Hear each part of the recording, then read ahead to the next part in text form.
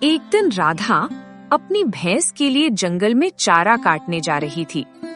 तभी पास के एक बरगद के पेड़ पर एक जादुई तोता बैठा था। उसने राधा को देखकर कहा, वाह, ये औरत कितनी मेहनती है। मैं कई सालों से देख रहा हूँ। ये हर सुबह जंगल आती है और अपने भैंस के लिए ताज़ा चारा काट कर ले जाती है। लेकिन एक भैंस कितना ही दूध दे, उससे तो बस इनके घर की खीर ही बनती होगी। फिर ये बेचते क्या होंगे? मैं एक जादुई तोता हूँ, क्यों ना मैं गाय बनकर इनके घर चला जाऊं? मेरे दूध को बेचकर ये अपनी जिंदगी आराम से जी सकेंगे। हाँ, ये ठीक रहेगा। ये औरत बहुत दयालु और नेक दिल भी लगती है। इतना कहकर तोता पेड़ से उतरा और एक सुनहरी चमक के साथ एक खूबसूरत गाय में बदल गया।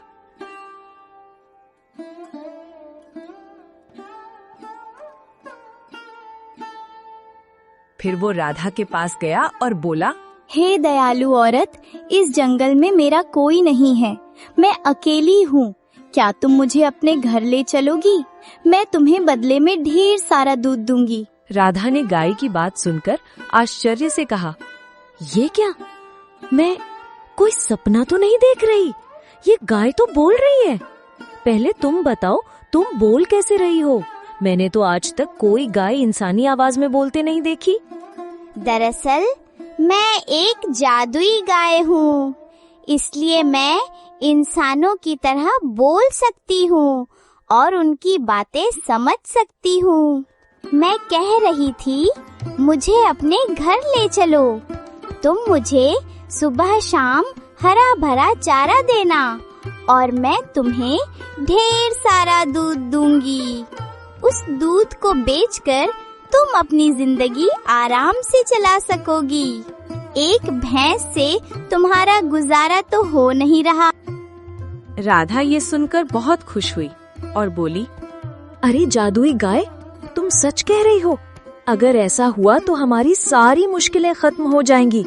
ठीक है, तुम मेरे साथ चलो। राधा गाय को लेकर घर की ओर चल पड़ी।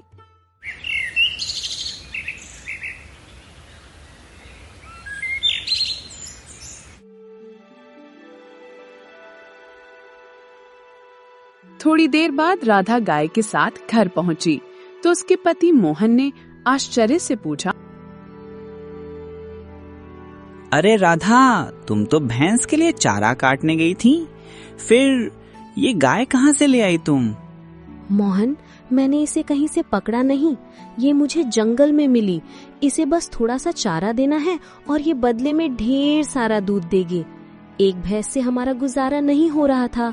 अब इस गाय का दूध बेचकर हम अच्छे से जी सकेंगे। राधा, तुम सच कह रही हो। फिर तो तुमने बहुत अच्छा किया। हम आज से इस गाय का अच्छे से ध्यान रखेंगे। उस दिन से दोनों रोज जंगल से गाय के लिए हरा भरा चारा लाने लगे। दिन बीतते गए।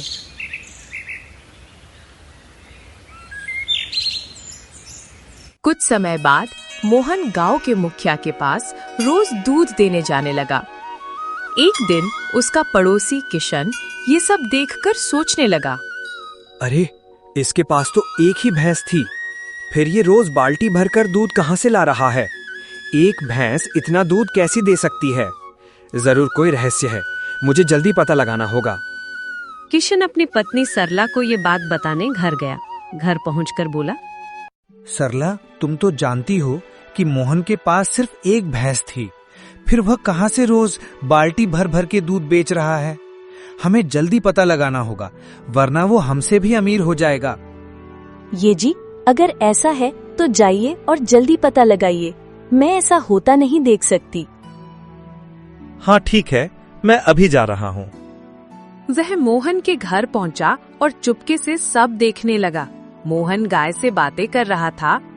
मेरी प्यारी गाय, और चारा खाएगी? मैं अभी लाता हूँ। नहीं मोहन, आज तुमने मुझे बहुत चारा खिला दिया, अब मैं और नहीं खा सकती। किशन गाय को बोलते हुए देखकर हैरान रह गया। अरे, यह गाय तो बोल रही है। यह कैसे हो सकता है? गाय भी इंसानों की तरह बोलती है। मोहन, आज मैं तुम्हें ढेर सारा दूध दूंगी। जितना दूध चाहिए उतनी बाल्टियां रख दो। कल सुबह वो सारी बाल्टियां दूध से भरी होंगी। नहीं गायत्री, तुम पहले जितना दूध देती थी उतना ही दो। ज्यादा लालच अच्छा नहीं, हमारा गुजारा अच्छे से हो रहा है। वैसे तुम्हें मेरे घर अच्छा लग रहा है ना? तुम्हें चारा देने में तुम्हें परेशान नहीं हूँ। हाँ मोहन, मैं बहुत खुश हूँ। हमारे दूध से तुम्हें फायदा हो रहा है ना? हाँ गायत्री, तुम्हारे दूध से हमें 2 वक्त की रोटी मिल रही है। अच्छा, तो ये जादुई गाय है जो बाल्टी बाल्टी दूध देती है। मुझे जल्दी कुछ करना होगा। हाँ, कल जब मोहन गाय को जंगल ले जाएगा, मैं उसे मार दूंगा। फिर देखता हूँ ये दूध कहाँ से लाता है। मोहन, एक जरूरी बात सुनो।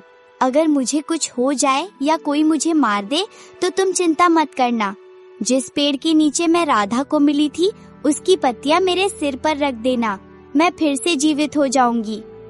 गायत्री, ऐसी बातें क्यों करती हो? मेरा किसी से झगड़ा नहीं, कोई तुम्हें क्यों मारेगा? चलो मैं तुम्हें जंगल ले चलता हूँ। राधा, मैं गायत्री को जंगल ले जा रहा हूँ। अगर देर हो जाए तो चिंता मत करना। ठीक है, लेकिन जंगल में सावधान रहना, वहाँ जंगली जानवर होते हैं।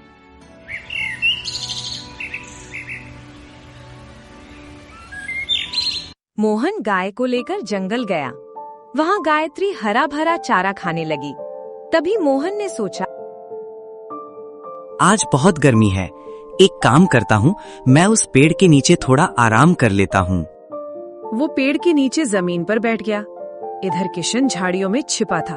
उसने सोचा, इस गाय को मारना ही पड़ेगा, ये मेरे रास्ते का कांटा है। तभी गायत्री जोर जोर से चिल्लाने लगी। मोहन नींद से जागा और बोला, अरे गायत्री को क्या हुआ? मुझे देखना चाहिए।